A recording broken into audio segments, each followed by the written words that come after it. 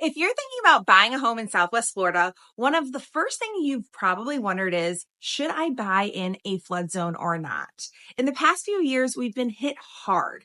Hurricane Ian in 2022 and both Helene and Milton in 2024. As we head into 2025 hurricane season, fingers are crossed it's a quiet one, but the concern is real. In this video, I'm giving you the lowdown on flood zones, where they typically are, how to know if a home you're considering is in one, how flood insurance works, and how it can impact your budget and resale value. But real quick, before we dive in, my name is Kelly Olin, and on behalf of my business partner, Amanda Boldick, we are your Southwest Florida modern luxury realtors with Residence by eXp Realty.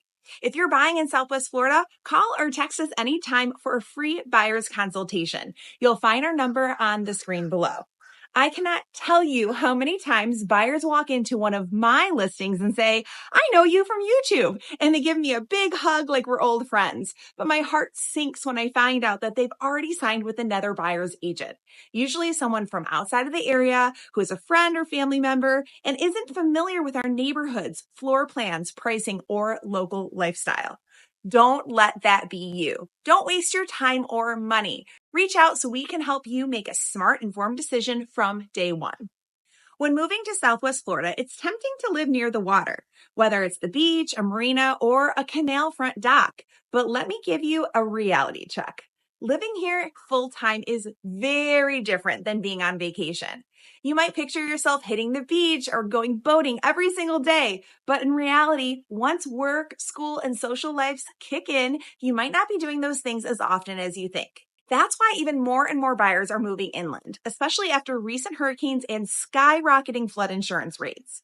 In inland areas, you'll often find newer construction, gated resort-style communities, and bonus, most of them are not in a flood zone. So let's break this down. FEMA is the agency that determines flood zones, and those maps can change over time. Here's a quick rule of thumb. If you're east of I-75, you're likely in flood zone X or X500, which is the lowest risk areas. These zones do not require flood insurance if you're getting financing on your home. Now, if you're west of I-75, it's hit or miss. One street might require mandatory flood insurance, and the next street might not. There's no rhyme or reason from the outside looking in. Now, that's where working with someone like me comes in. My team and I can quickly pull up the official FEMA flood map for any property that you're considering. That way, you don't waste time falling in love with a home that you wouldn't want to insure. Okay, now let's say you do fall in love with a home that is in a flood zone. Is it a deal breaker? Not necessarily. Here are 3 things that you should consider.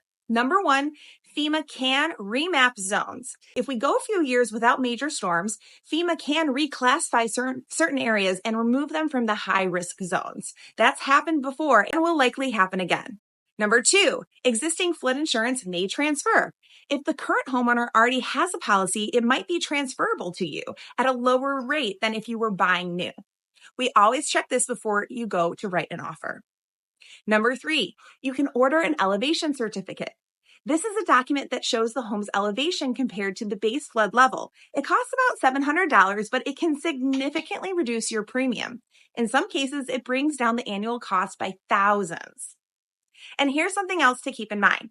FEMA insurance is backed by the government, which means that if you do file a claim, they will pay it out. Private flood insurance is usually cheaper, but comes with more risk. If there is a disaster and the private insurer can't cover it, you could be out of luck. Of course, disclaimer, I am not a lender or an insurance agent. I'm just sharing the real-world experiences of my clients. But I do have trusted local partners that I work with all the time. If you want to talk numbers or explore insurance options, I'm happy to connect you. Just text me and I'll introduce you. So, should you buy in a flood zone? Here's my take. If you're set on a coastal lifestyle or boating access, it might be worth the extra cost and risk. But if you want newer construction, low insurance premiums, and peace of mind during hurricane season, inland communities east of I-75 are your best bet. If you'd like to explore flood zone-free boating options, check out this next video linked here. And don't forget to like this video and subscribe to our channel. We post new videos every single week with home tours, relocation tips, and behind-the-scenes insights into life here in Southwest Florida. Thanks for watching. Again, my name is Kelly Olin, and on behalf of my business partner, Amanda Boldick, we are your Southwest Florida modern luxury realtors with Residence by eXp Realty. Call or text us anytime, and we cannot wait to meet you.